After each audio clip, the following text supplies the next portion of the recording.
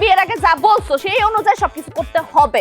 রান্না করে যাইবা হন। সপ্তাহে একটা দিন ছুটি পাই, ছুটির দিনে বান্দর দেই। আমার মতন থাকতে দাও, বান্দর দেখতে দাও। তোমার মোবাইল দেখা বন্ধ। মোবাইল দাও। মোবাইল নিলে কি লেগা? তুমি এখন রান্না ঘরে যাইবা। যাও রান্না ঘরে যাও। আমি রান্ধন করে গিয়ে কি করবো? রান্না আমি অর্ধেক রান্না দিয়ে আসছি, এখন তুমি অর্ধেক রান্না।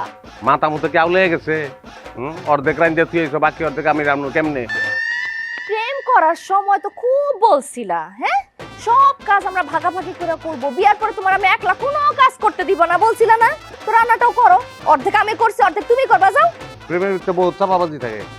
এই যে কবি যে কাজী নজরুল ইসলাম, হ্যাঁ তো লেখছে মোর পিয়া হবে শেরওয়ানি দেবো খোপায় তারার ফুল। কই তারার ফুল দিতে পারছে আসমান থেকে না? হ্যাঁ কর্ণে দোলাবো তৃতীয়া তিথি চৈত্রী চাঁদের দুল। চাঁদের দুল কি দিতে পারছে? কেউ দিতে পারে না। কে কি দিতে পারলো কি পারলো না সেটা আমার দেখার দরকার নাই। তুমি আমার বিয়ের আগে যা বলছো সেই অনুযায়ী সবকিছু করতে হবে। রান্না করে যাইবা হন। যাইতাছি লাকড়ি কাটতে।